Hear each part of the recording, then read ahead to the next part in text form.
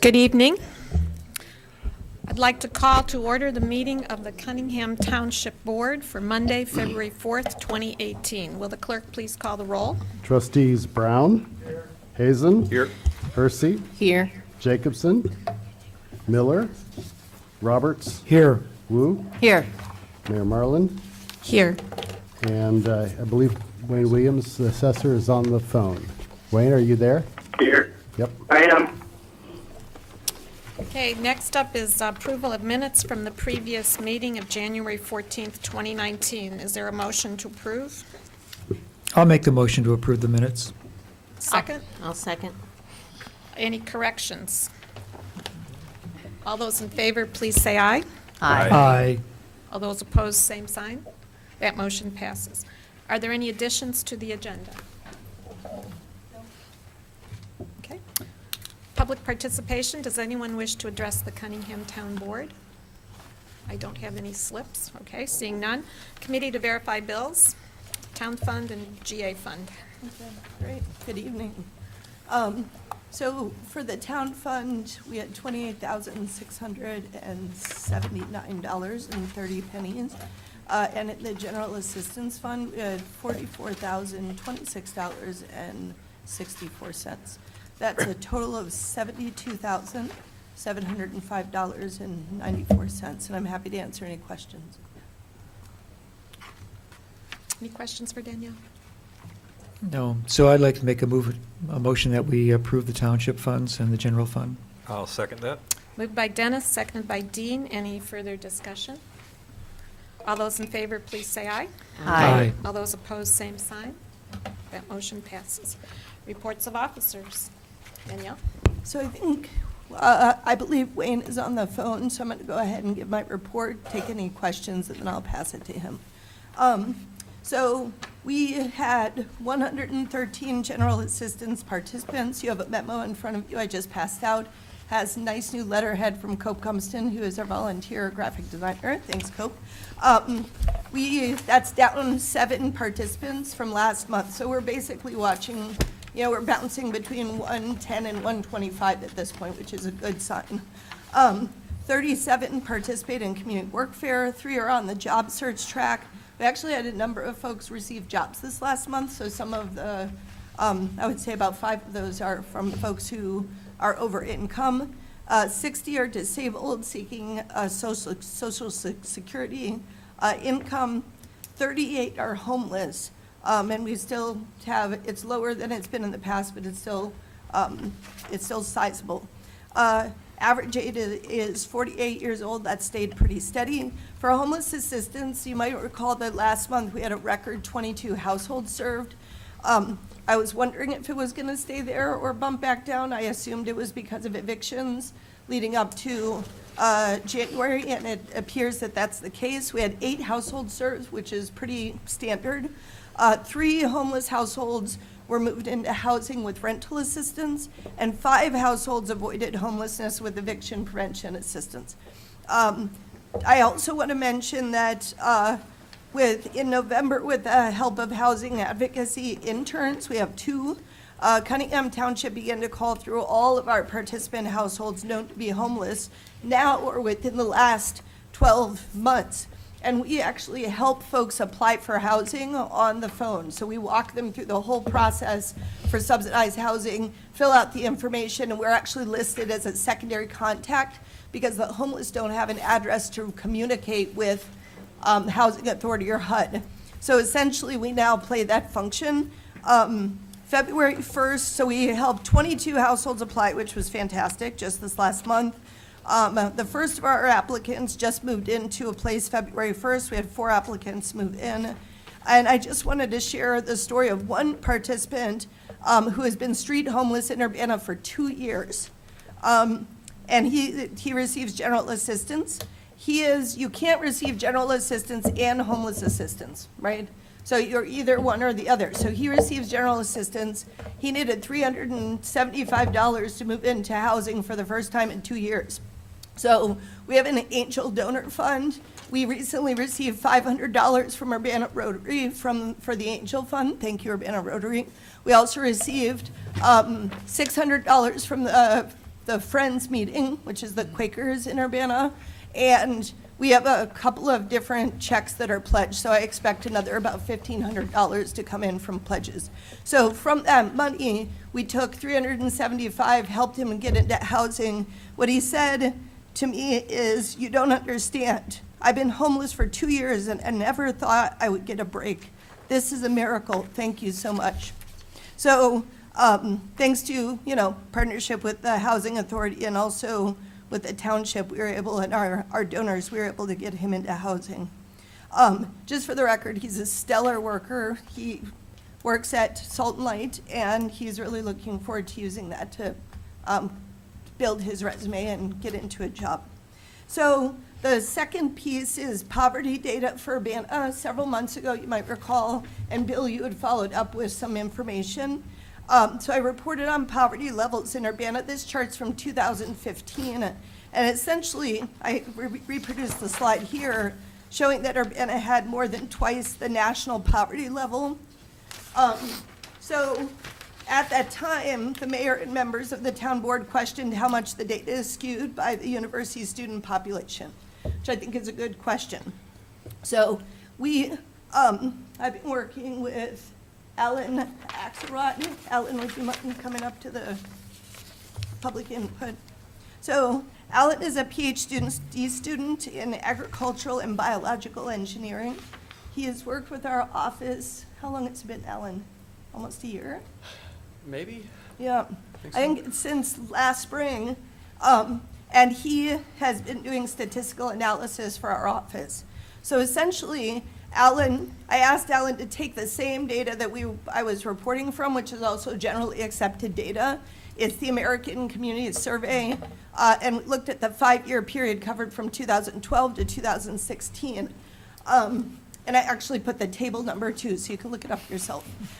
It uses the census definition of poverty. We looked at poverty rates in the US, in Urbana, in Champaign, in Normal, in Bloomington, and in West Lafayette. Right, so these are somewhat comparable local. The data shows that poverty for groups outside of the typical ages for college students is larger than in Urbana than comparable communities. So Urbana residents age 5 and under, Urbana residents under 18, and Urbana residents over 25 years are poorer than Champaign, Normal, Bloomington, and West Lafayette, even though West Lafayette's overall poverty rate is higher by 7 points. So this is what I'm attempting to explain to the town board and to the public. We actually have a poverty problem in Urbana. The data is clear. We're not talking about students aged 18 to 25, and the poverty is significant. So what Alan has done is actually colored in red anytime there was a variation from the national average of 10% or more. In light red, 5 to 10%. In lightest red, 0 to 5%. Then you can get the same from green.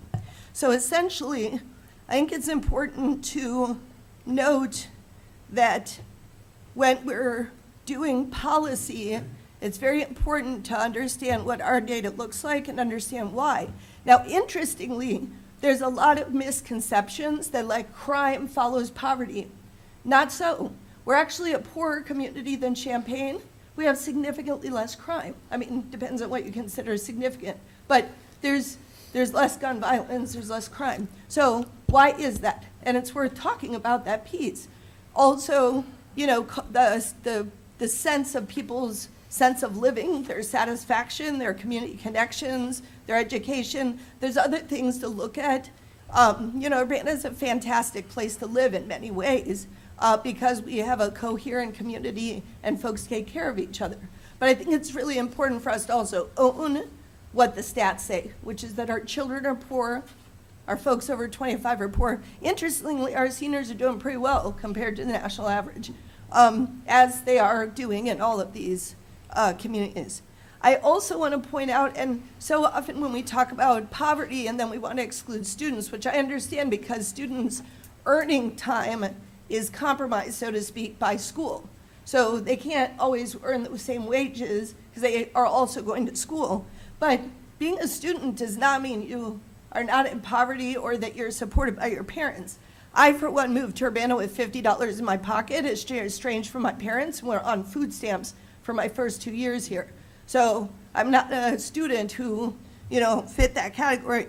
So I included, there's been quite a bit in the last 2 years, some reports on student poverty, particularly student hunger. And there's a pretty large-scale report just this last year on students who experience hunger issues. So I also just want to put out there that even though we're, looking outside of 18 to 25 to kind of separate out the student, what is the traditional age for university students, it's also the case that our students can experience poverty and hunger.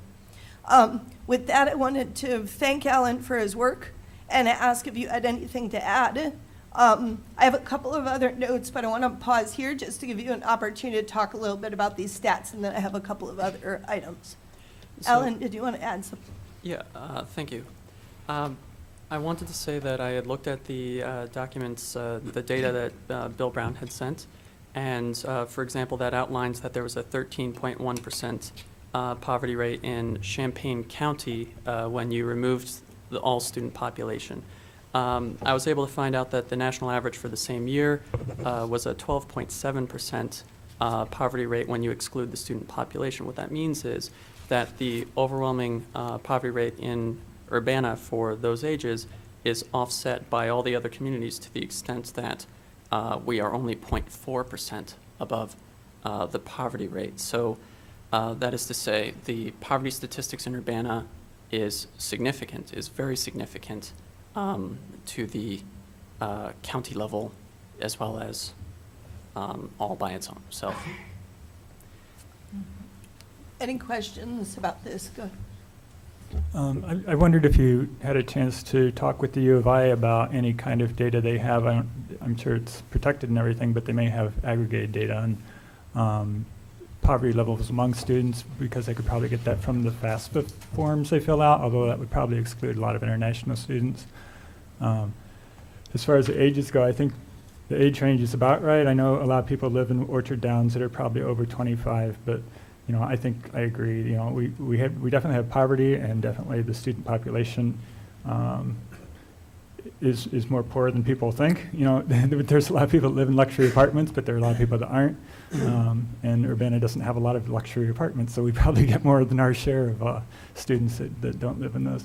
But yeah, this is great data. I think it does help shine the light on kind of figuring out that you can't just excuse it by saying, oh yeah, we have a lot of students. Yeah, and thank you for mentioning Orchard Downs specifically. As treasurer of the Graduate Employees Organization, I'm keenly aware of how many graduate employees are underpaid. The other thing that I want to say is I have met with one faculty from the U of I so far regarding food insecurity data. I am in the process of trying to meet with other professors. The goal is to eventually not just say, here are some statistics that I colored in, but to say, eventually, here's a systemic analysis for different profiles of homelessness. So unfortunately, the data is very difficult to come by, and so that's what I'm spending my volunteer hours doing, is trying to aggregate that data. Dennis and then Eric. I guess, I don't know if this relates directly, but is there a correlation between the fact that Urbana has such a large rental population rather than home ownership? Does this also play into the statistics for poverty? So I take that question to mean, what is the difference in poverty rate between tenants and people that own their homes, and how that might be Yeah. reflected in Urbana's overrepresentation of rental homes? Yeah. I will have to follow up with you on that. I'm very interested in that question as well. The one thing that I wanted to also point out, just on the notion of Urbana's overrepresentation of rental homes, is that even having a normal eviction rate, but with a higher number of rental homes, that actually changes the equation. The eviction rate's calculated with all households in the denominator, not strictly rental households. So when you have an overrepresentation of rental households, that means that it's masking the actual eviction rate in the community. So, but yeah, to answer your question, I will have to follow up on rental household poverty versus homeowner poverty. Thanks, thank you. A related statistic, if it were feasible to get, probably is. Oh, thank you. A related statistic, if it were feasible to get readily, would be home cost of housing. What is the distribution of housing costs? And because probably, as far as city government is concerned, and township government, but city government especially, that's one area where we can that's one area that we can impact with policy. We can't provide income from city treasury for a wide range of poor people, but we can have policies that make affordable housing more likely. So I'd be very interested to know what our housing cost distribution is. Mhm. So one thing I'll also follow up, I think it was acknowledged in your comment, was the notion that looking at housing distributions and ideally having a more favorable housing price distribution wouldn't affect the poverty rate in terms of Right. someone's earnings. But yeah, otherwise it is valid for determining the financial well-being of people. Yeah, in it would Urbana. not affect the poverty rate by terms of, in the definitions that the Mhm. Census Bureau uses. Right. But it would definitely affect the ability of people of low income to make ends meet. I agree. So county-wide housing cost distribution information is available in a document that's basically created by HUD for all of the HUD-funded communities. And and I can share it with the town board and mayor and the grants management staff, if you've probably already seen it, but essentially that talks through what the state of housing is in detail for Champaign County. It doesn't break it down to Champaign or Urbana, but I think it gives us when it talks about urban housing, it's primarily talking about Champaign Urbana area. So I made a note to share that report with you. Any other questions for Alan? Mary Alice? I think it would be shine a light on all these numbers if we had just what is the actual poverty rate, like how much do you have to earn. I'm assuming you're using the federal government, which is a third of the cost of how much it costs to feed a certain number of people, whatever the household is. I can't remember the number off the top of my head. I think it's around 17,000, if that's correct. For at least a single household, it was more around, I think, 12, but you It's can, 12. But, yeah. I was thinking of a family of 2 or 3. I It would don't just have be that helpful if we memorized. had, a family of a single household Right. and then 2 and then 3. Mm. I think that then you could see if you have people in poverty, their poverty means $12,000 a year. Right. Yeah. So- This is the census definition, and we went back and forth because it's a large table, depending on, how Sure, many sure. folks. But I Yeah. can share that digitally. When I share the supervisor's memo, I can share it where the poverty definition, and it's stated in my memo that that's the definition we're using. And the I'm census, assuming that you're using the one from the Agriculture Department, which is what the United States government uses. we were, That's the definition, yeah? we were actually using the tables listed on the Census Bureau website because that's what they're using Okay. for the American Community Survey. Yeah, I think that's it, based in the Agriculture Department. Okay. So are these household poverty levels or individual poverty levels in this table?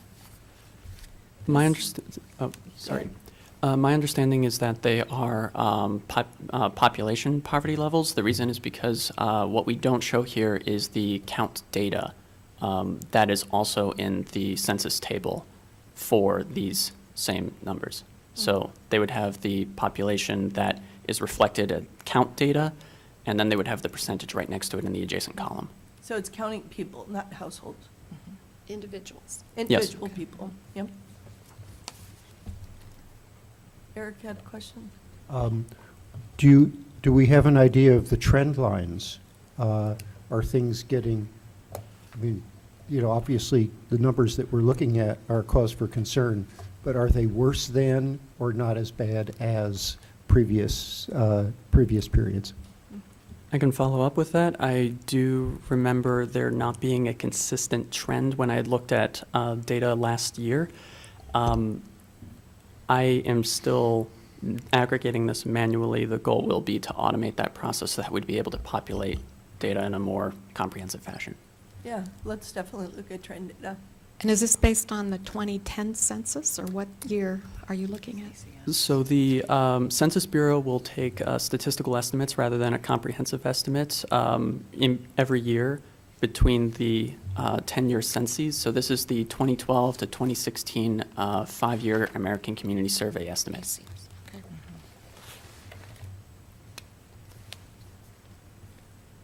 So if there aren't other questions, and certainly if you have other questions, because Alan's working on this over a long time frame, and I'm happy to provide additional data. I think it's really important we have data-driven policies, both for the township and the city, and happy to help provide that. Just to finish out the report, I wanted to also share some data. I sent around maps of our general assistance participants. I haven't given a pinpoint. It's basically a block to protect privacy. But you can see the larger the dot is, the more the folks. And the large dot is actually township, because that's the address that a homeless residents are registered at. So you can kind of ignore that big dot in the middle. But that is homeless. And then the other dots essentially refer to different folks. So the larger dots might be a couple, 3, 4 folks. And then the single dots are one person. What's so interesting about this is that it's really fairly distributed across the community. So what you would think, where poverty is concentrated in certain areas, and certainly our census data shows that there are certain blocks or census tracts where there's more poverty. In terms of who's accessing GA, it's really across the map. A few places there are not folks, at least of this snapshot. This was beginning of December when we did the snapshot, and then we've been kind of crunching data and making this map. I have another person who is learning GIS and using this as a project to do some GIS mapping. So around Crystal Lake, pretty much from Lincoln Avenue to Broadway Avenue down to University, there's no one at that snapshot who is on GA. East of Orchard Downs, in the kind of that Suna, west part of Suna, and then Stone Creek. But really any other part, if there's not dots, it's probably because it's, Scottswood, or it's a park, or it's out of the community. So West Urbana, East Urbana, North Urbana, South Urbana. I think we sometimes have this idea that poverty is concentrated in far East Urbana and North Urbana, but at least for the general assistance participants, that's not playing out on this map. The second, I have one other announcement, and then the others will be related to resolutions. The township recently helped to support a National Science Foundation grant application by the iSchool and the Civil Design Center and Computer Science Department.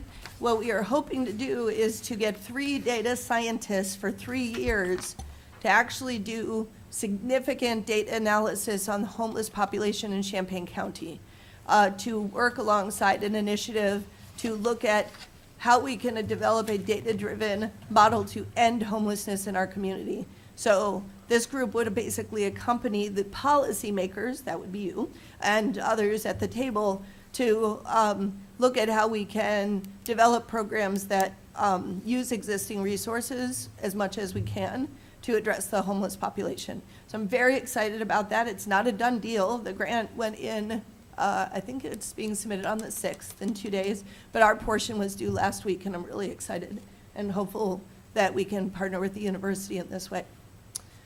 With that, unless you have any questions for me, I can pass it on to Wayne. Dennis? Yeah, I didn't catch Alan's last name. Axelrod. Axelrod, okay. Yep. Thank you. Great. Wayne, are you still on the phone?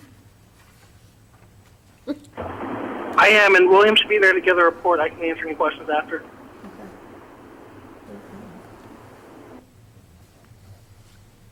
What's in GNC?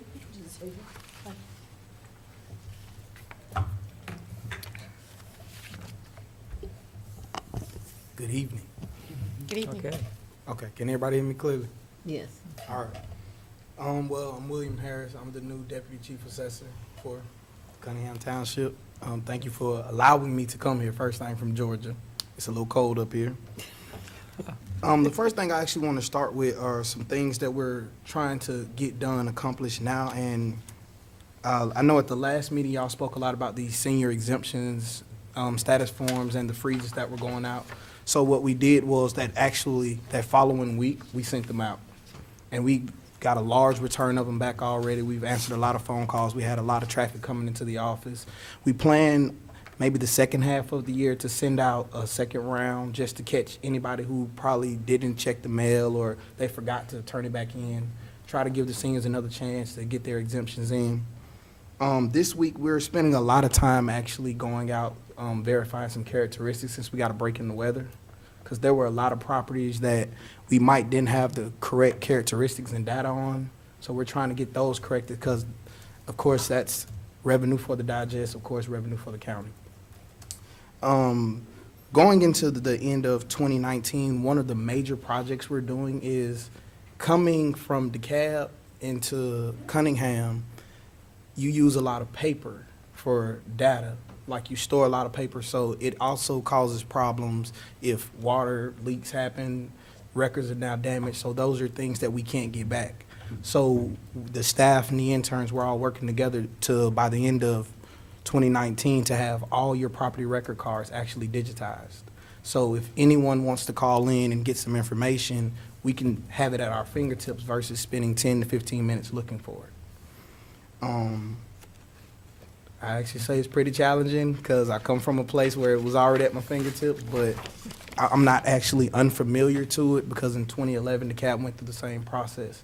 So we spent a lot of time, a lot of man hours actually scanning these cards, and the interns have actually been a pivotal thing in helping with that because with the senior exemptions now coming in, we're getting a lot more traffic. So you can't spend a lot of time at the computer because there are a lot of people that actually need help filling out these forms to make sure they're getting the exemptions they actually deserve. Another big thing is by the end of 2020, we actually plan to go completely digital and retire your paper property record cards. We're going to archive them because the law says we're to keep them. So we're going to archive them in the basement of the building, but we would like to have it to where if anyone calls in, anyone in this office could go to the computer and within a matter of seconds say, here's your property record card, here's the history of your values, everything is at your fingertips. So we're working real diligent towards that. Any questions you guys have, we're working hard for you. Yes, ma'am. I was just wondering if you were planning on making that available online or if they needed to come to your office. No, we actually will have parts of it online. We're still working with the software engineers to see, I guess, which parts will work and which parts won't. So it's going to be a little bit of a testing phase at the end of the year. That's why we're kind of waiting until the end of 2020 to completely roll it out. All right, and thank you and welcome. Thank you. Any other questions? Eric? Are you already or are you already backing up somewhere off-site, the stuff that you're getting digital, or is it early to worry about that? Well, it's kind of still early because, excuse me, we've probably been highly focused on it for maybe like the last 2 weeks I've been here. First thing was just trying to get, I guess, some organization to figure out the direction we were going to go. But actually, to that point, I think maybe I'll say June and July, I'll look more towards the backing up of the data for you. You have my sympathy. When my wife became recorder of deeds, she was the one who moved all our property records from paper to digital, and it was a big job, so thank you for undertaking it. Oh, no problem. I'm happy. My question is, because I think my mother got this information in the mail, homesteading, it was like homesteading and senior exemption or something, two different pieces of paper.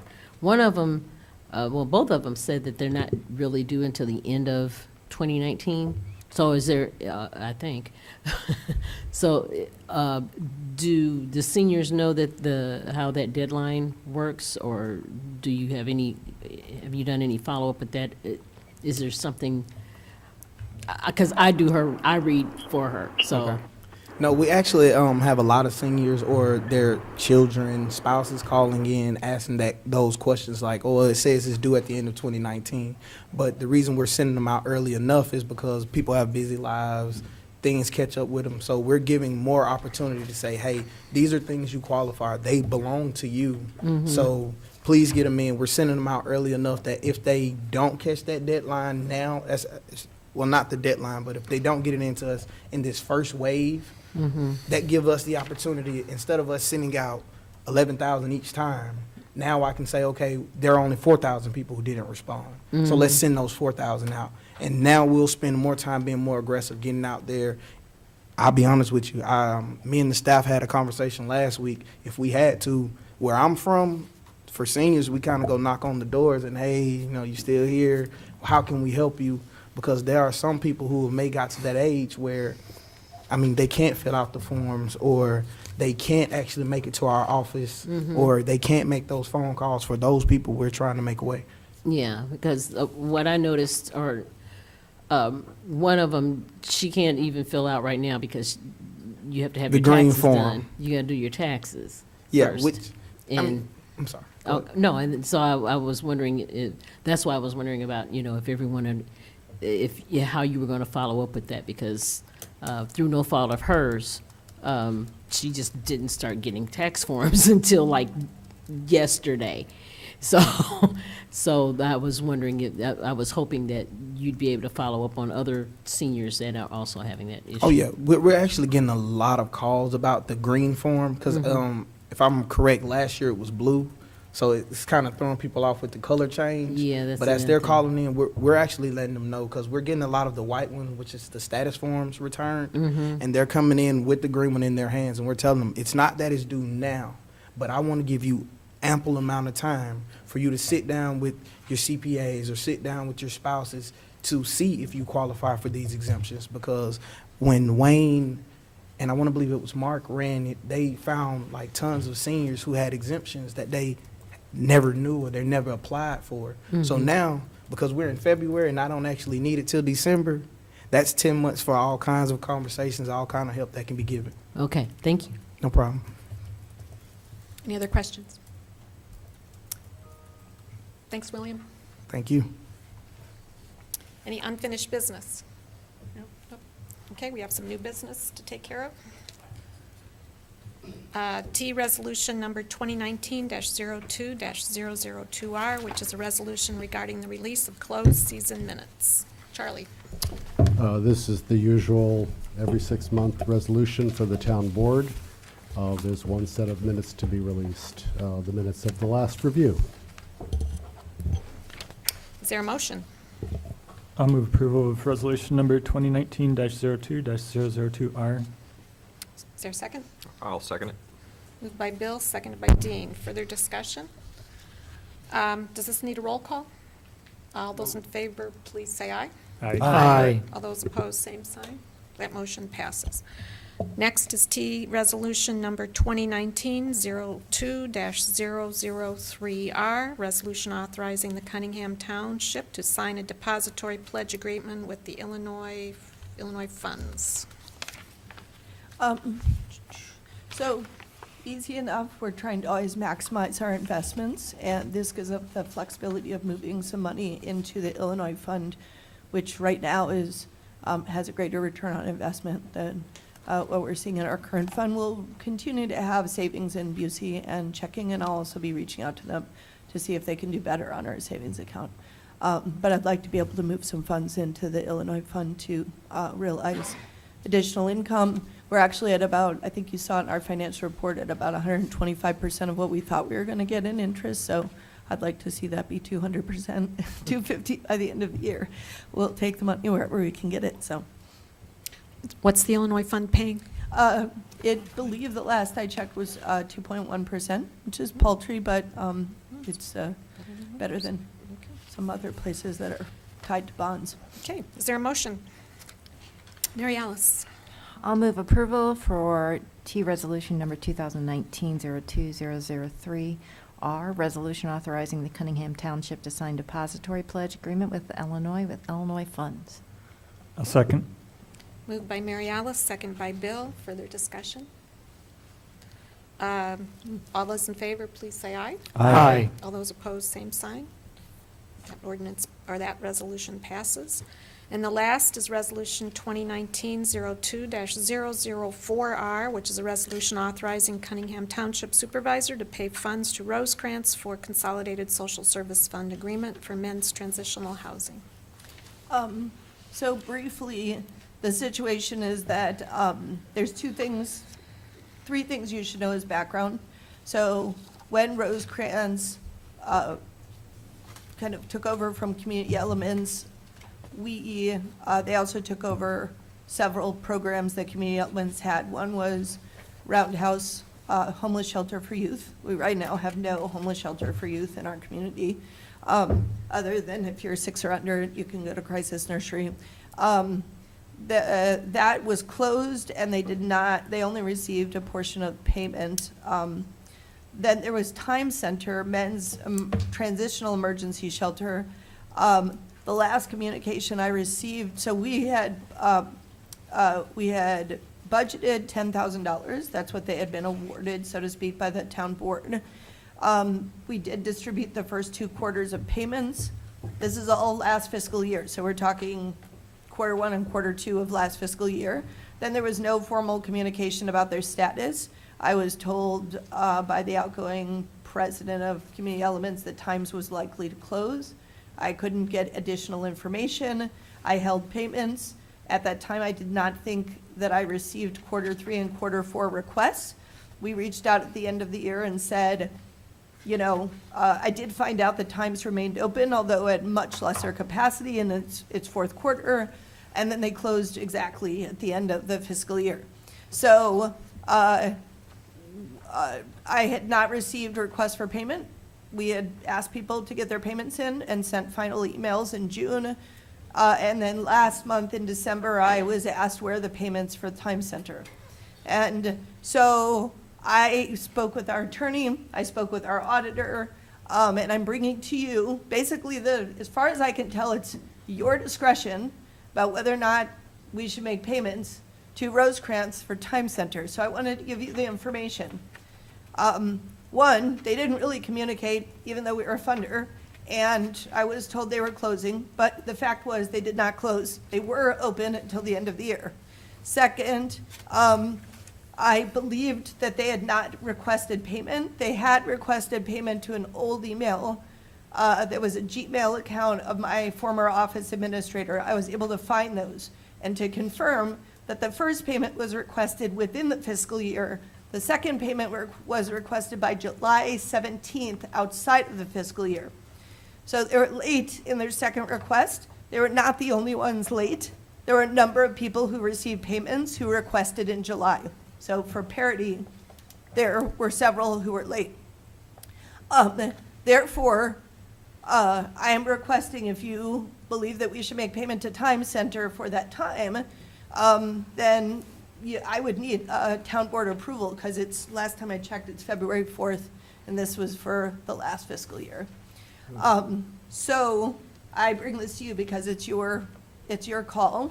My recommendation, because we did receive requests in a timely manner, and they were open until the end of the year, although at limited capacity, is that we should go ahead and make payment.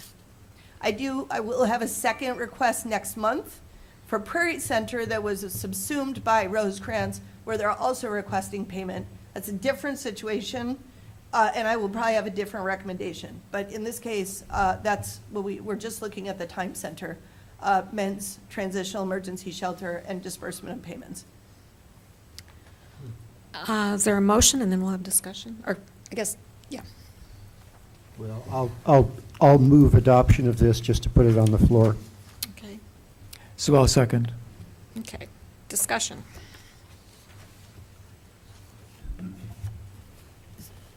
Dennis? Well, so I guess one option would be to pay the first, which was a timely request, even though it went to the wrong email, and to not pay the second one. I don't know what you think about that, since there are 2 payments that are being requested. That's up to you. The only information is that there are folks who requested payment.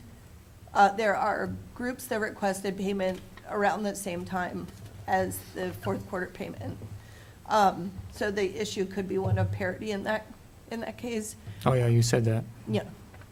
Just for the record, Sheila Dodd, who's the new Community Development Manager of Grants, and I have been meeting, and we will be much clearer and stricter about, groups getting things in on a timely basis when we present to them next month. So hopefully we won't have this problem. What amounts are we talking about? Do you have that for What's us? that? What amount are we talking about as far as the payment itself? Oh, the payment is $5,000. It's 2 quarterly payments of $2,500 each. Oh, so it's not going to break us to do this? Oh, no, it was budgeted. But, all money is green, as Cliff Singer used to say, so you can spend it on something else if you don't spend it here. Bill? I might have missed it. Did you say there were any performance measures, or was it just they had to stay open as far as meeting the requirements of the grant?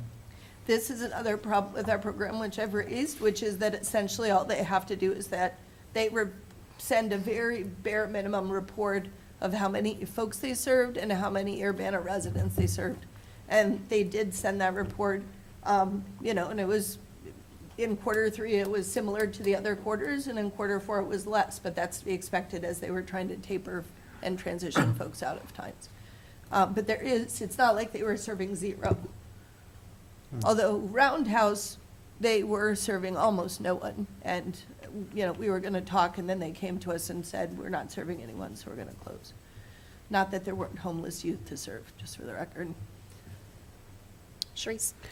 So I'm trying to understand, is Rosecrans, because you said if they officially closed, are they open now, or are they housed so- someplace else, or what? Rosecrans has a number of programs, and the men's emergency shelter that was at times, they closed, and they've rented times to see you at home. So you see you at home in partnership with the CU Men's Emergency Shelter is now operating a warming center and shelter at that location, but it's not run by it's not run by Rosecrans, it's run by their renters. So essentially, for the public, the reason I put it that way is for those who are listening, if you want to know whether or not there's a men's shelter and a warming center, at times there is. I want Okay. folks to know that. But Rosecrans is not running it, so they no longer run that program. And they're not being funded in this fiscal year for any program in Champaign or Urbana through the Consolidated Social Services Grant. Oh, okay, so, I'm sorry, just a minute. So Rosecrans isn't running any programs, but the money will be sent to Rosecrans for last year's, okay, and what programs will that go to with Rosecrans? It'll basically it'll reimburse them for the funds that they expended on that program. Okay, so this last is year, like a reimbursement thingy, so okay, to speak, yeah. For while they were running the program, before they stopped. right, okay. Eric? So as long as we are, not going to run afoul of violating contractual agreement, I'm sort of leaning towards Dennis's thought of providing them with a partial reimbursement, perhaps the $2,500, because they did remain open, but they didn't really remain open at the level that we expected. And therefore, they did not incur the level of expense that we expected when we agreed to make the grant. So I think to me, it would be just to provide the $2,500 as opposed to the $5,000, unless there's some other aspect of this that's not clear to me at this moment. Fred, did you want to speak to the legal issue? Because my understanding is they asked for it out of the contract, and it's no breach of contract for us not to pay. So just the legal question, is that correct? I believe Danielle's explanation is completely correct, and her explanation of your choices, I believe, is also correct. It's your discretion, and I think you have, as I see it, three choices. One is to do nothing. One is to do as has just been suggested and give them one payment, and the other is to give them both payments. So I think it's entirely up to you, and I don't see that you're violating anything by whatever choice you make. Thanks, Fred. Eric?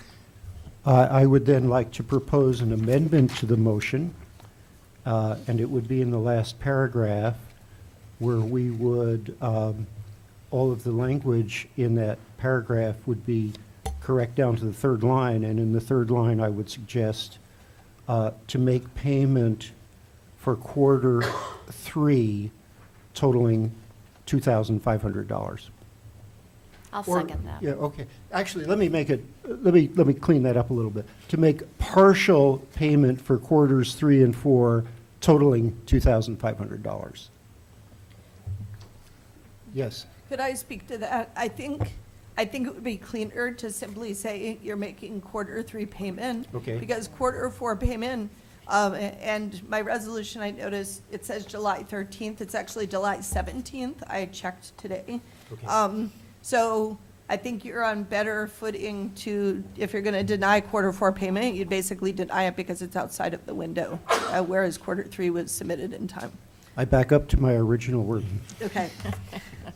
So your resolution states that it authorizes Daniel Chenoweth as Cunningham Township Supervisor to make a payment for quarter 3 totaling $2,500.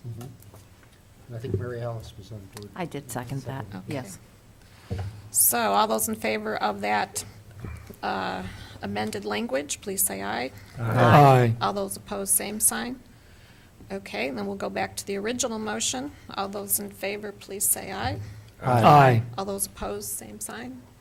Okay, that motion passes as amended. Bill? I just noticed there might be an editorial correction to make on that previous resolution. It still has Busey Bank in there on the second line from the bottom. Should that be changed to State of Illinois funds? Or we're back to the other resolution. Yeah. I'm sorry, where are you This is looking, Bill? the resolution on the Illinois funds. Mhm. Our copy on the second line from the bottom says depository pledge agreement with Busey Oh, Bank. Correct. That's Good. So that's a do we need mistake. to re-vote on that, or is that just an editorial correction? Right. It says Busey Bank here, it should say Illinois Fund. We used an old resolution. And so, No, I think that should be corrected. I think they gave a motion now to correct. okay. Okay, so I'll move to correct the resolution by replacing Busey Bank with the words State of Illinois, and then in parentheses, Illinois funds. Is there a second? Yes, I do that. Still- Okay, all those in favor, please say aye. Aye. All those opposed, same sign. That motion passes. Thanks for Thank catching you so much that. for catching that, Bill. All right, with no further business before the town board, this meeting is adjourned. Thank you.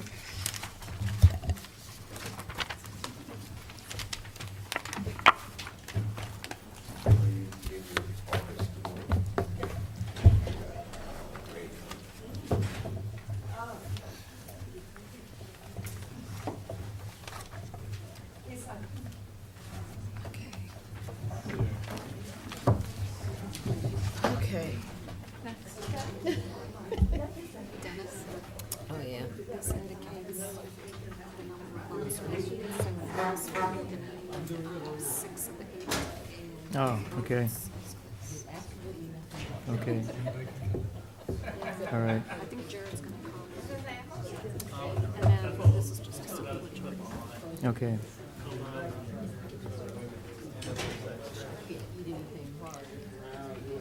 All right, but I don't actually lead this because I'm not leading the meeting, so I'm just presenting them.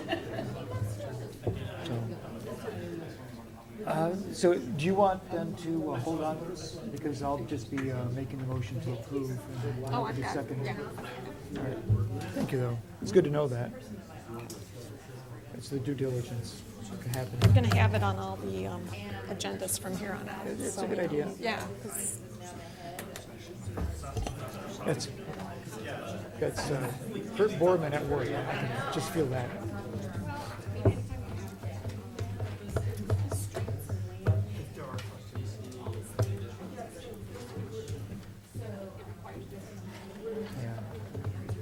It's good to know.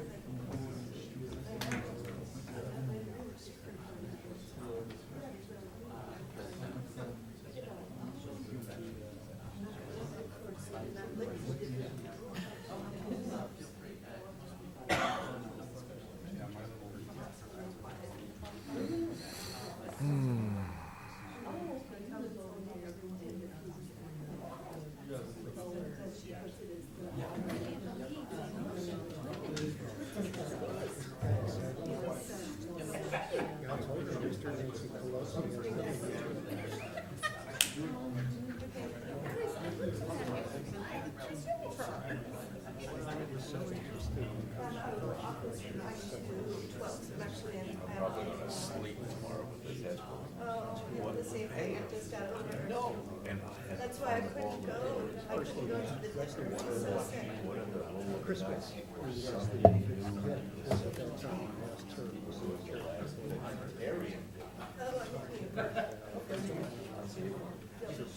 Take care. I know it's difficult to schedule it, so I'm sorry.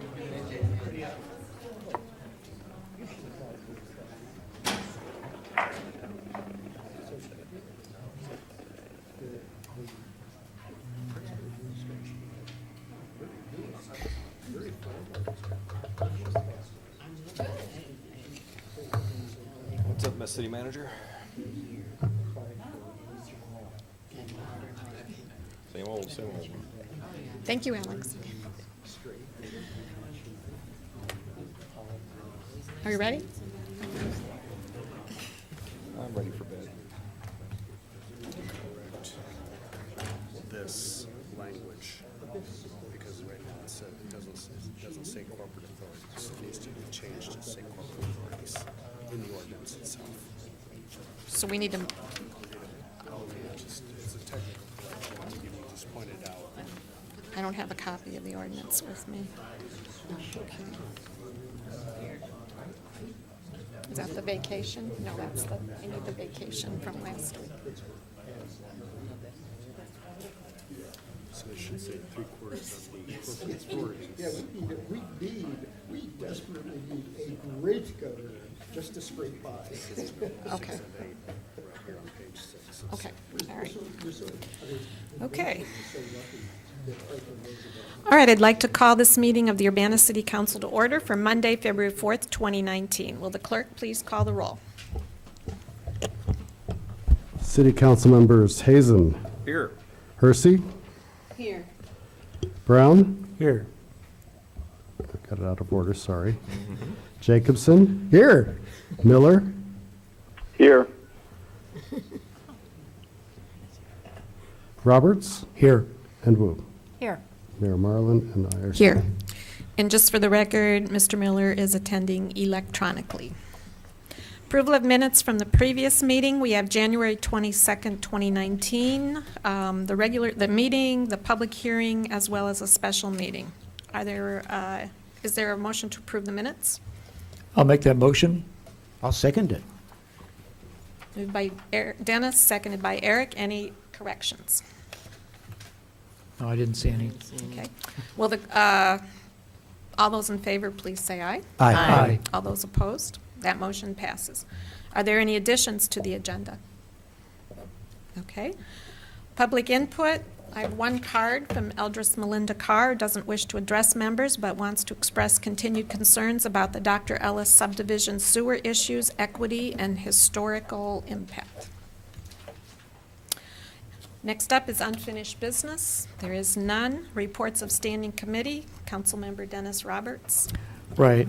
So coming from the Committee of the Whole, we have two items. First is ordinance number 2019-01-012, an ordinance vacating portions of certain streets, and these include Orchard Street between Church Street and University Avenue, and Park Street between Orchard Street and McCullough Street. This is on the Carl Hospital campus. And I do have a slight A correction? correction in the wording, which, Will come to. What I'm doing is I would like to then bring forward for approval to the City Council this ordinance with the approved correction of and that wording. language change is, the ordinance is passed by affirmative vote being called of 3/4 of all the corporate authorities then holding office, 6 of 8 votes. So it just changes the number of votes required. Very good. That's good clarification. I'll second. Actually, it's 2/3 of the roll call vote. Okay. So it was moved by Dennis, seconded by Bill. Any discussion? Will the clerk please call the roll? Councilmembers Brown, Yes. Hazen, Yes. Hersey, Yes. Jacobson, Yes. Miller, Yes. Roberts, Yes. Wu, Yes. Mayor Marlin. Yes. That passes with 8 votes. Next is Resolution 2019-01-002R. It's a resolution regarding the release of certain closed session minutes and approving the destruction of certain verbatim item records of closed session meetings for the period ending January 31st, 2019. For the Committee of the Whole, I move approval. Second. Moved by Dennis, seconded by Eric. Any discussion? Will the clerk please call the roll? Councilmembers Brown, Yes. Hazen, Yes. Hersey, Yes. Jacobson, Yes. Miller, Yes. Roberts, Yes. and Wu. Yes. That motion passes. And that's the end of those things that are coming from the Committee of the Whole. Thank you. Next item is reports of special committees. Seeing none. Reports of officers. We have a staff report on the UPTV. As the staff members take their place at the table for the presentation, I just want to frame this presentation tonight in the context of the financial forecast that we had presented a week or two ago, and what we spoke to you about at that time, that for that we have this structural deficit that we need to resolve, and in the case of UPTV, there are rising costs associated with the activities there, and we don't have the capacity to absorb those costs. So what we had said we were exploring in terms of resolving the budget deficit overall is reducing expenses in some cases and then looking for alternative methods of delivering services in other cases. And that's really what the proposal is that we want to present tonight, which is exploring a different way to deliver public access television to the citizens of Urbana. So with that, I'll turn it over to Sanford Hess. Thank you. And I'm going to just speak for a moment. As the IT director, I do have oversight responsibility for UPTV, so I've been part of this process. So I'm just going to introduce Jason, however, who's going to give you the details. The memo that we wrote, we wanted to introduce the strategy that we've been discussing. We wanted to present that, get feedback, answer questions about it up front. Jake will be initiating the first step in this process. He will be moving to a part-time status, well, technically retiring and returning to us in a new role that we're calling the program coordinator, and that will happen in February. And then Jason, just Mr. Liggett here, will be providing operational management on a day-by-day basis for the interim. As we move forward, the future organizational structure will be determined based on the needs of the city and the necessary approvals. But for now, as you all know, Jason has been part of UPTV for longer than any of us and has the best grasp on all the details. And so he'll be presenting to you now. Thank you, Sanford. Good evening, Council. Evening. So UPTV really has 3 main branches of programs and services that we provide in government, education, and public access. You're obviously familiar with some aspects of the government access, as we provide audiovisual support for city meetings, including the city council meeting. We also provide audiovisual support for a number of other governmental body meetings as well. AV services for city events and department productions, and then we are the staff support to the UPTV Commission too. We cover 14 council boards and commission meetings on a monthly basis. We're fortunate to have a wonderfully and talented part-time staff of camera operators that run the AV for these. We pay them a stipend of $29 a meeting. Full-time staff also spend some time setting up for the meetings as far as equipment, producing the lower third graphics for the meetings. And then after the meetings, we also spend some additional time posting those meeting videos to the web. And then Jake spends some time producing a rebroadcast schedule for those meetings. In addition to covering board meetings, we also work with departments around the city to produce informational and promotional videos. Some of these videos that you may be familiar with, the traffic stop video that we produced with the Human Relations Office and the Urbana Police Department this past year. The videos featured in the city's e-newsletter. It's all about you on a monthly basis are produced by UPTV staff, and monthly features on local artists with the Urbana Arts and Culture program. UPTV provides production services and some AV support to other governmental bodies, as I previously mentioned. Those include the Urbana School District Board of Education, the Champaign County Regional Planning Commission, the Urbana Free Library, the Urbana Park District, and the Housing Authority of Champaign County. We also serve as Urbana's education access channel. I've worked very closely with the school district over the years, working with the Urbana Middle School after school program. We've also worked with the Urbana Park District summer camp program a number of times as well. As you can imagine, our broadcasts of Urbana High School graduation ceremony are always popular, as well as the 8th grade promotion ceremony from Urbana Middle School. I work with students in the journalism class at Urbana High School. I've been doing that for a number of years to produce weekly broadcasts of Urbana High School sporting events, and they are also a part of the broadcast team that produce the bi-monthly Board of Education meetings that we mentioned. Public access is the third branch of programs and services offered by UPTV in the city. Staff operates cameras and audio equipment when UPTV members come and produce studio shows. We also provide video production training to UPTV members, and we loan out cameras for those members to use. In addition, Jake downloads and schedules third-party shows from non-local producers to fill out a schedule and add a little bit of variety to it. Currently, we do not charge local UPTV members for use of studio time, training, or to borrow that equipment. It's a free service provided by the city of Urbana. We do collect $100 annually for UPTV members living outside the state of Illinois. So if you live anywhere within the state of Illinois, it's a free service provided by the city of Urbana. If you live outside state boundaries, it's a $100 fee that they pay to the city on an annual basis.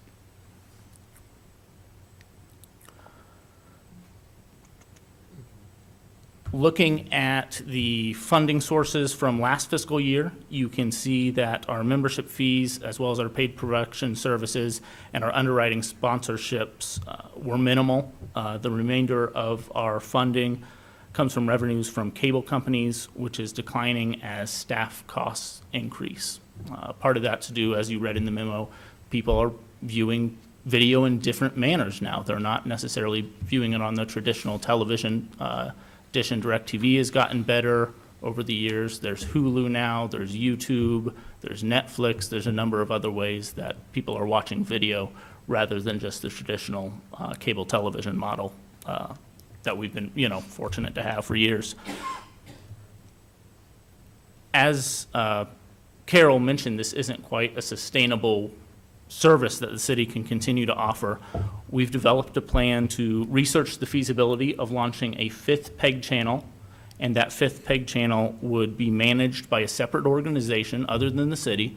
The city would continue to operate a government and education access channel, but the public access portion would go to this 5th channel, and whatever organization would be running that. We really think that this would allow public access not only to continue in Urbana, which certainly, you know, Jake and I have loved bringing those services. It's one of the fun aspects of our job. We don't think it would just continue, but we really think it would thrive if there's an organization focused on that mission. So much of our time is, oh, I've got to run here and do this, I've got to run here and do this, I've got to run here. It's really scattered that we can't focus on that one mission. So by bringing in another organization to run this fifth channel and to continue with public access in Urbana, we really think would be a very strong partnership for this community. You know, this is kind of the first action from UPTV in following the city's footsteps and creating a foundation for the future. And Jake, Sanford, and I are happy to answer any of the questions that you may have at this time. Questions? Bill? So we have an advisory commission that you guys work with. Have they been presented with this, or are they going to have some input on it? They're absolutely going to have some input. So previous to the council receiving this memo, we sent this memo to the UPTV commission. We mentioned that tonight we'd be presenting it before the council, and if they had any questions, you know, feel free to contact us, as is always the case with the commission. We will be looking at this at the commission meeting. Their next commission meeting is the second Friday in March, but then beyond that as well, going through the timeline, they're going to be an integral part in this, as they are not only represent a number of the governmental bodies that we work with, but they have direct ties to the community as well. And then just one more for now. So does the Park District and School District contribute at all to our costs? Financially, they're not. I'm going to go back to that side for a second just so I can kind of run down. Financially, they are not. We are not reimbursed by the Urbana School District or the Urbana Park District. When I first came on board, the Board of Education had been here for years. You know, that was one of the first meetings that UPTV started broadcasting back in the 90s, and it just wasn't put in place any sort of intergovernmental agreement with them. The Library, Park District, and Housing Authority have all been added since I've been here. They're certainly a very valued community service in us broadcasting those. At the times that we added those were kind of assigned to UPTV staff from above. They're all kind of, you know, one situation would pop up at the library and they say, oh, you got to go film their board meetings. One situation would pop up at the Park District, oh, you got to go film those board meetings. And we really do, you know, hear from the community that it is a valued service in those. The Champaign County Regional Planning Commission, we have done a number of paid production services with over the years. When their communications director left a couple of years ago, they approached us about paying us to provide AV support for their meetings. So we did that. One thing that we've talked about in the last couple of years is working on intergovernmental agreements that get the rest of these entities on board at a similar rate to the Champaign County Regional Planning Commission. And then these costs, are they labor only? Are they, I guess you might, I think other agencies sometimes call them fully burdened cost if you include labor and materials and figure out how much we're going to have to replace equipment and all that. What actually goes into this cost figure? Yeah, so these are the fully burdened costs. They are on the city's schedule of fees, so you see these every year when Beth Beatty comes and presents the schedules of fees. It's $50 an hour, and with this particular scenario, we're figuring 2.5 hours per meeting, and that's where you get these rates from. Okay, thanks. Mm-hmm. Any other questions? Sharice? Yeah. Could you explain, please give me more detail about the fifth, the fifth channel?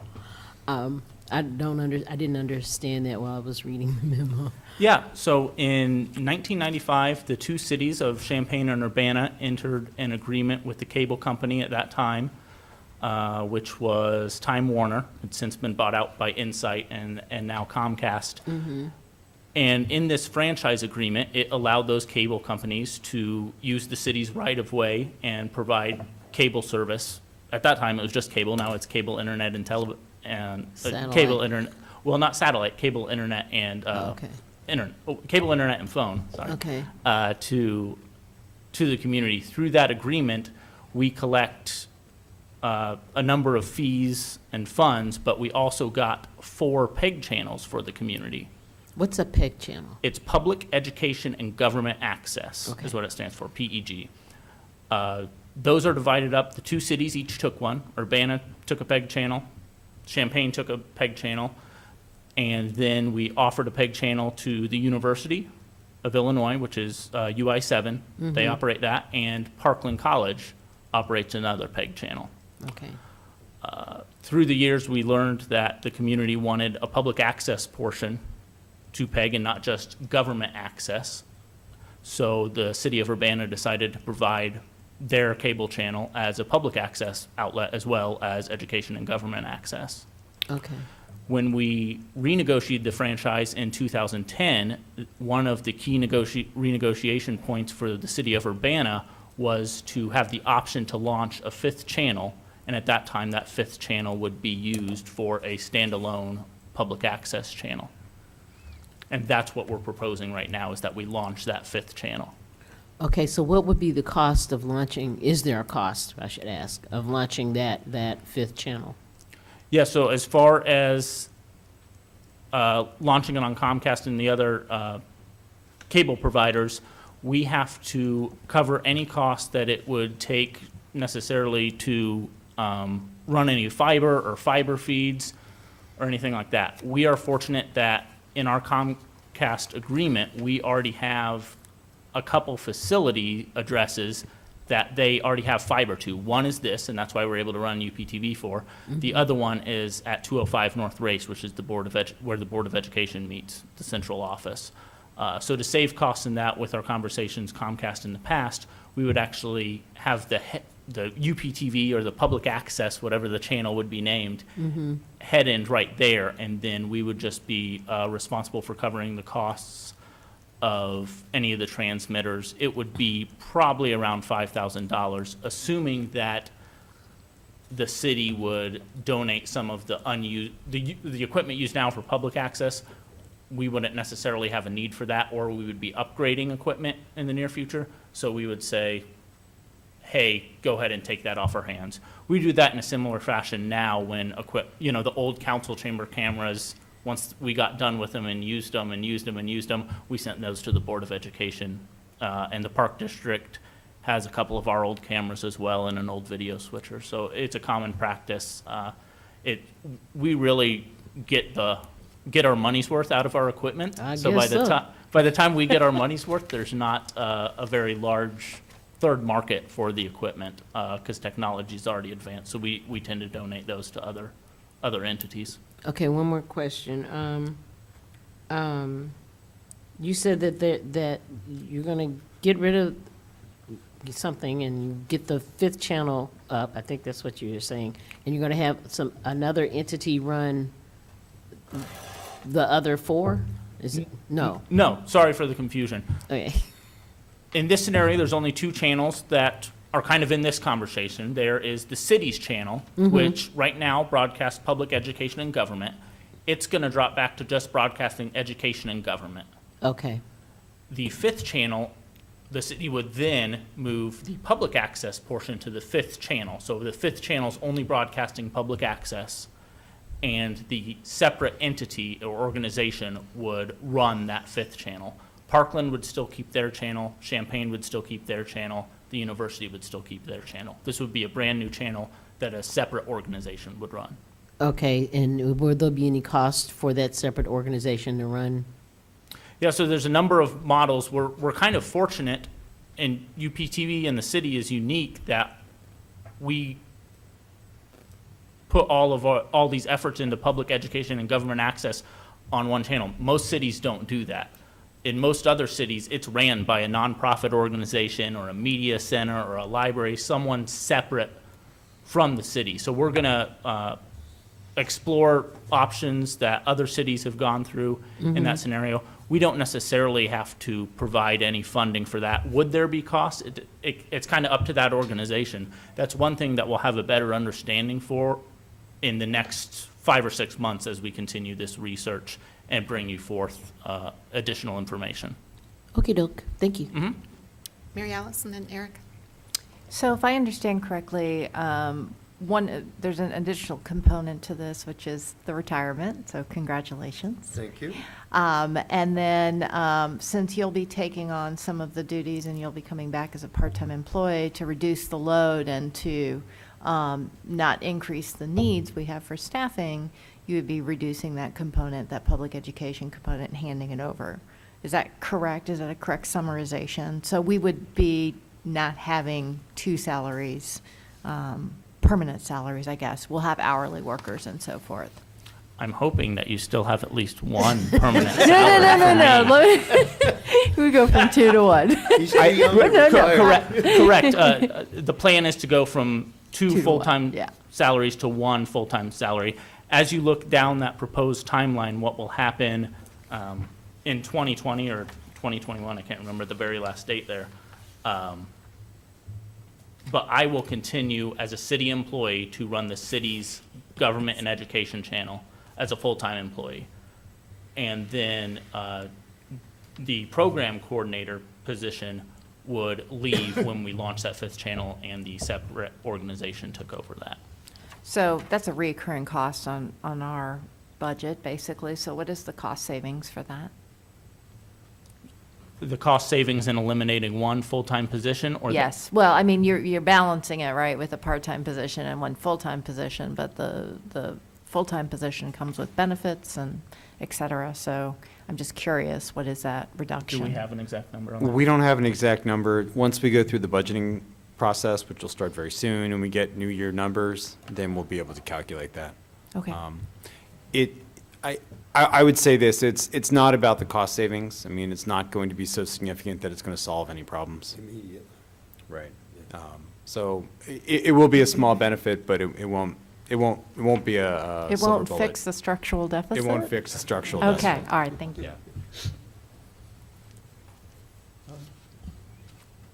Oh, Eric.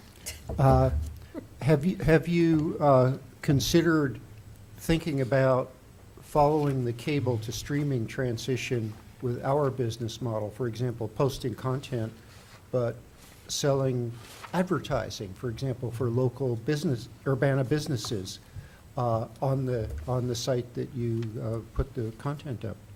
Yeah, so one thing that we've been experimenting with in the last few years is underwriting sponsorships, and we've had a minimal amount of success for that, with that, and we plan to continue trying to sell more and more. But with that said, we realized that to really get a robust underwriting sponsorship program going, you almost need a full-time staff person, which is what you'll find at other channels. So we have to kind of balance our time with, hey, we're still going to program the channel, we're still going to produce videos. When do we have the spare time to do this? And we found some spare time to do this and had some success with it, but it's never going to be enough to fund a full-time position. But I'm sorry, I haven't really looked at this material, but do your underwriting sponsors actually get to post like an ad for their restaurant or their service station or whatever? You would think of it as an ad, but more along the PBS side of things. Yeah. So you can't have any quantitative or qualitative language, but you can say this program has been made possible in part by so-and-so business. Well, Correct. I mean, I maybe other people would have a different reaction. I think it would be okay to have a quantitative ad. It's illegal. It's It's the FCC illegal. has a different opinion. Ah, okay. Okay, well. Unfortunately. We go. Hey, well, let's write to our congressman and change the law. Bill and then Dennis. Yeah, I think this is probably a good idea. It sounds good to me. I think, didn't it actually work like this before 1995? Because I remember taking a course through the cable company to be able to produce something with those old tube cameras, the big heavy things. Mhm. And that was probably early 90s. Yeah, so that that's- wasn't connected with the city at all then. It was not. At that time, the city didn't have a separate channel. None of the cities had public or education or government channels. The cable company ran a channel. It was Cablevision at the time was the name of the cable company, and they had a studio right, where Comcast is located right now, and they had a studio there. When that died off, I assume, I wasn't around then, but I wasn't here then. that died off probably around the same time that the cities brought on these channels. I mean, it seemed to work pretty good then. I don't know why, except it probably wasn't as organized and as easy to make things as it is now. I mean, you had to have quite a bit of production equipment and tapes and things like that. All you need is this now. Dennis? Well, we all know that public access content is very important to the city of Urbana. So I had some concerns about surrendering it to a third party. But it sounds like it could be a reasonable financial move.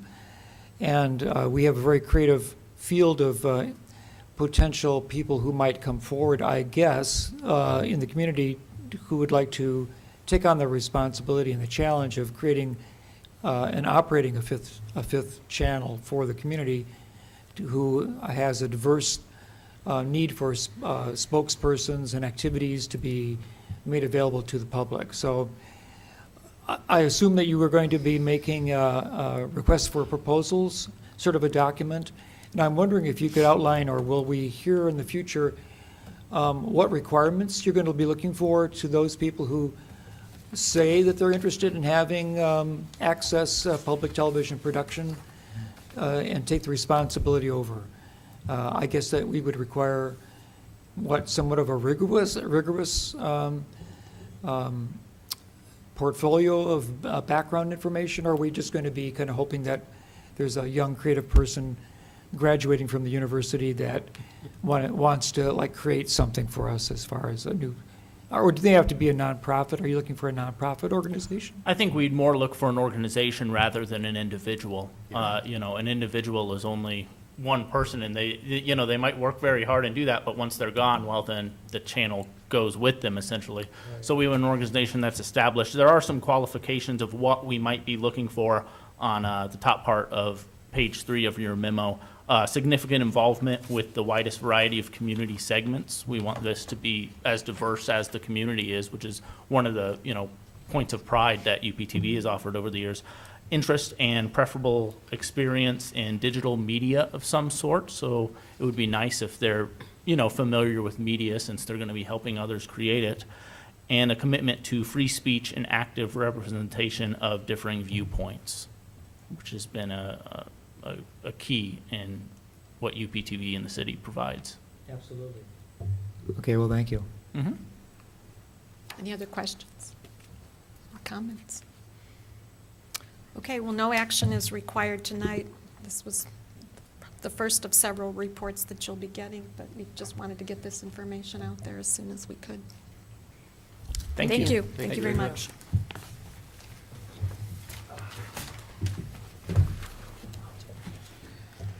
Okay, the last item of business is under new business. It's ordinance number 2019-02-013, which is an ordinance approving a final subdivision plat for the Union Garden subdivision, plan case number 2364S18.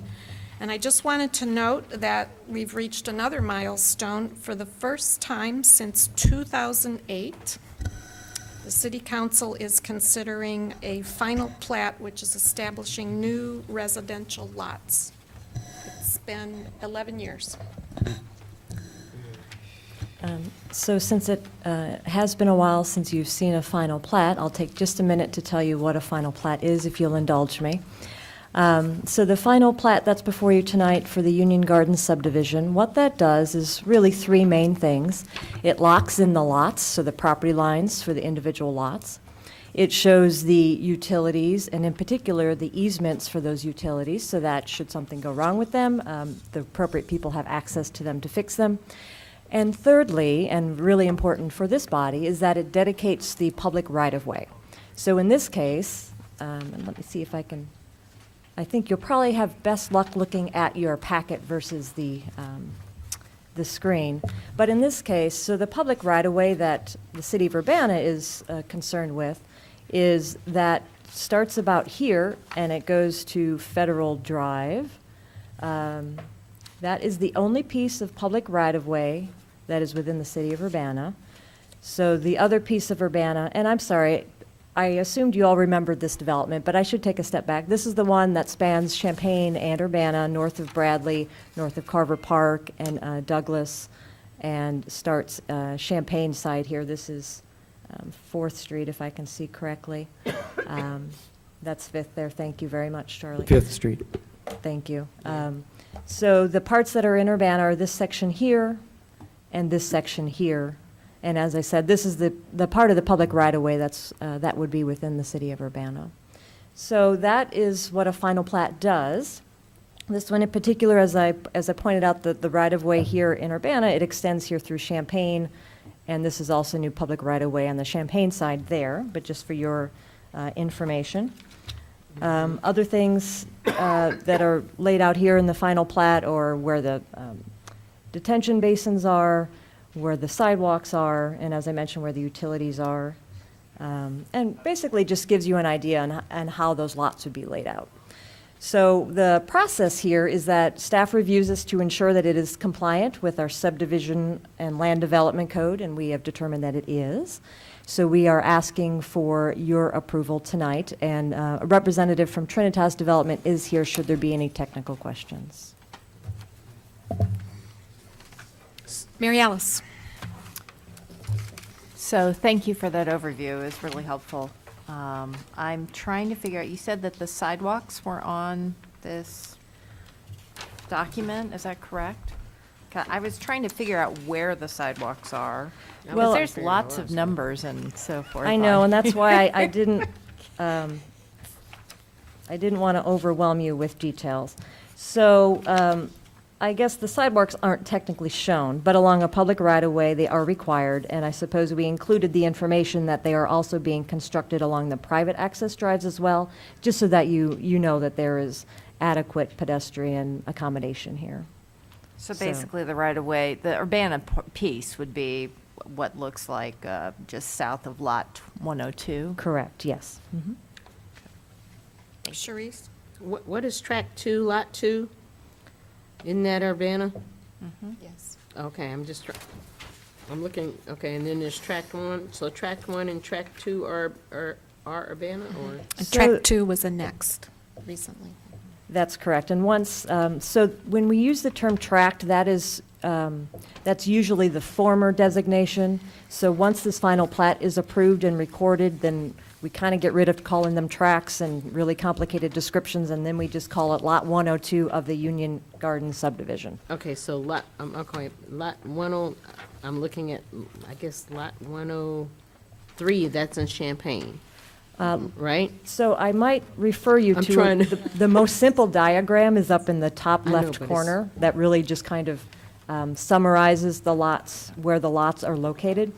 So within the city of Urbana in its entirety are lots 103 and lot 102. Lot 101, slightly inconveniently, but not unprecedentedly, will be split between Urbana and Champaign, because one of the primary requirements for creating a lot is to have frontage along a public street. And therefore, it was nearly impossible to do that and still maintain the Urbana and the Champaign line. So Lot 101 is split between the two communities, but as I said, that is not unprecedented, and they have rearranged their site plans so that a building itself will not be splitting a line.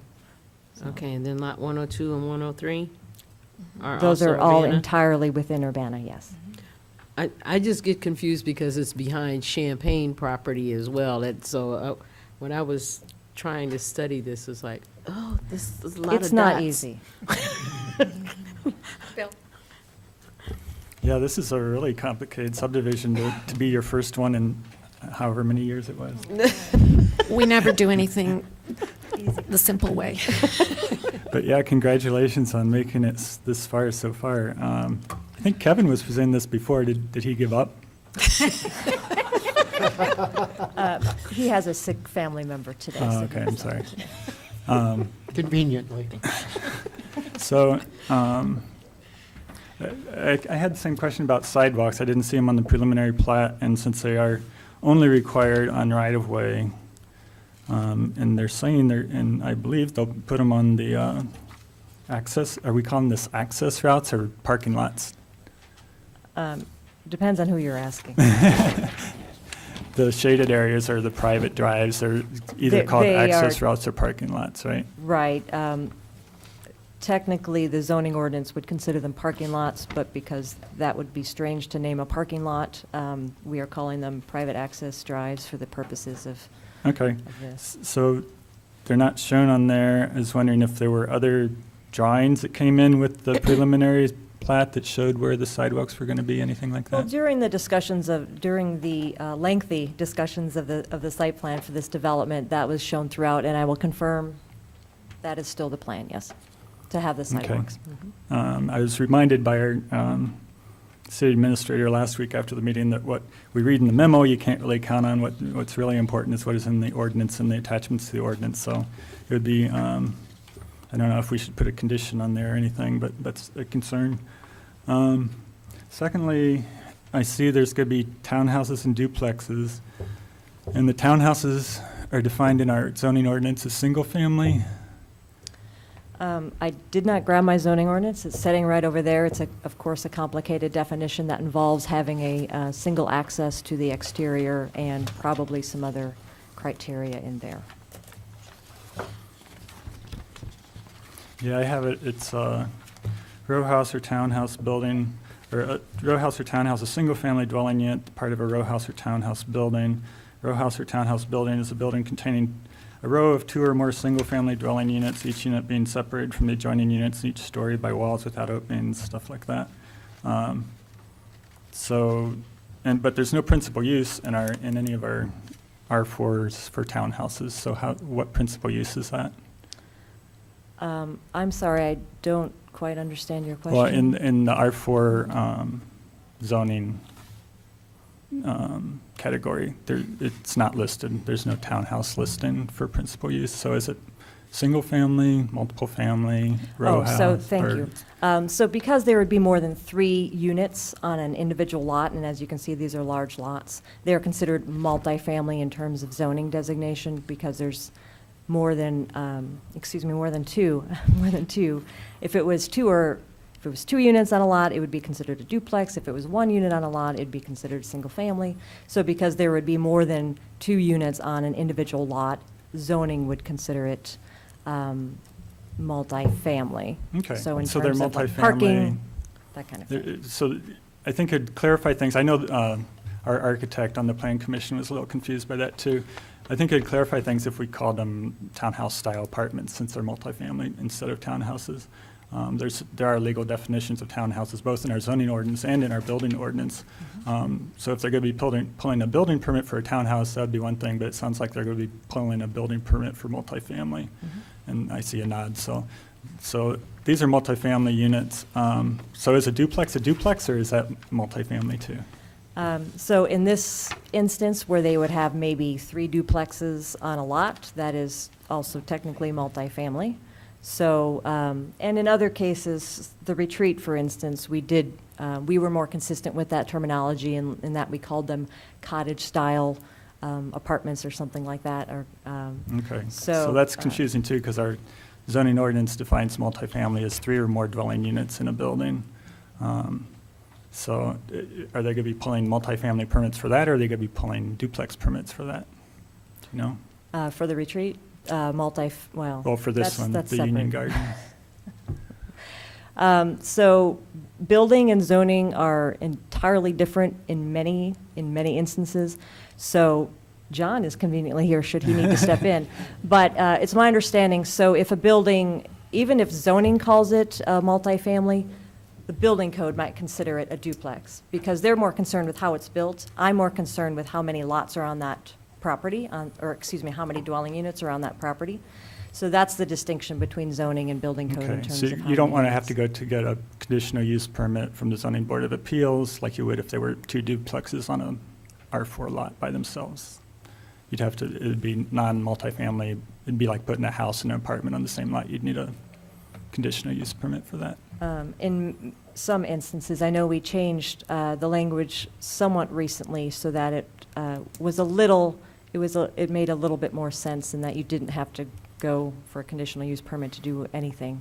Yeah, I on a think lot, section so. 5.3 in our zoning ordinance explains that if you had an actual duplex on a multifamily property on the same lot. That's what this is about, the platting. So I wanted to make sure that if they meant to plat the duplexes separately and didn't want to go through that process, but it sounds like maybe you've worked out something else. So as far as the duplexes go, if they pull a duplex permit, are duplexes required to be sprinkled? Do we have sprinkling requirements for duplexes? Here comes John.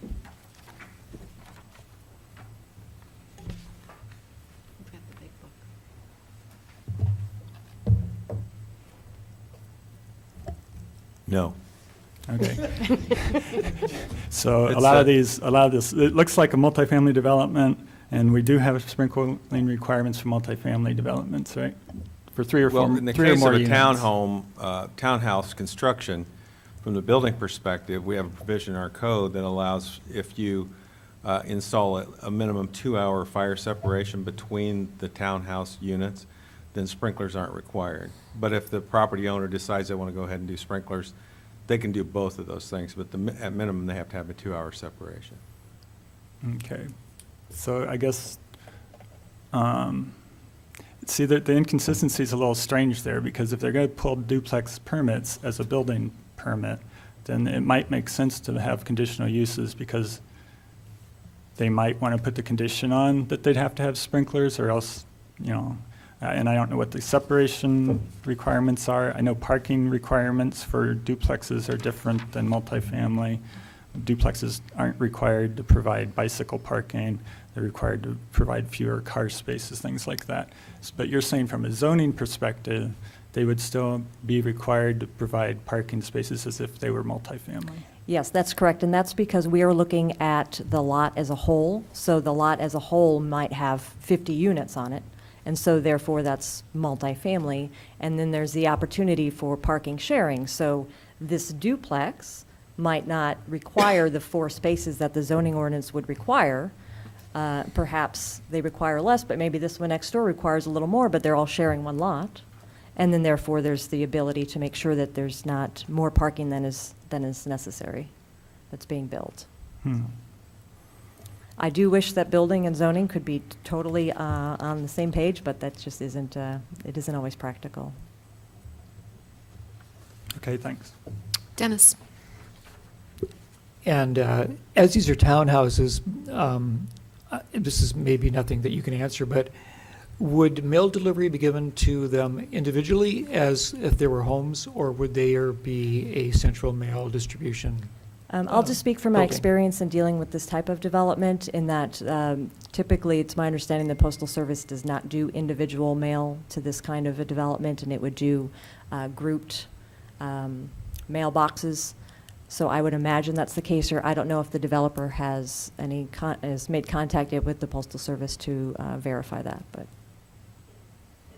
That's true. All right. And then, but mail would be addressed to each individual address, when each building or townhouse would have an address on the circle or the name street. Yes. John Schneider may have some more information on that. It may be, I'm thinking it may be a little more helpful. When we do an inspection, we might issue a permit for a duplex, but each one of those units would get a separate certificate of occupancy. So we would issue a permit maybe for a row of townhome type, building with 3 or more. Each one of those units would get a separate certificate of occupancy. Each one of them have a unique address. And Lori's right, typically in a larger, the post office has gone to, no matter what kind of development it is, and larger developments with multiple units, they require a single station where people can, where they can drop off all the mail, and then people have to stop and pick it up on their way in or way out. And then also, these are leased or rented, and they're not sold. That's my understanding, yes. More rental property. Mary Alice? So if I remember correctly, when we were looking at this before, they were going to be built in stages. I'm looking at the developer back there and that the items in, where I'm going to call them tract 1, those are going to be in like the second stage of the development. The reason I'm asking is because we're in the final stretch for the census here.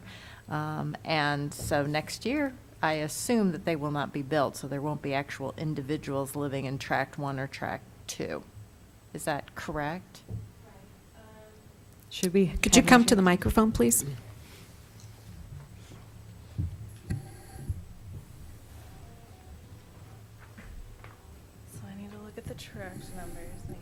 talking about tract 1 and tract 2?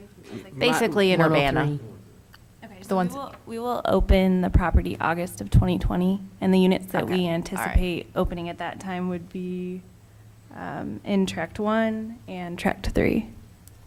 Okay, but it's in the summer, so we missed the window for census. Okay, thank you.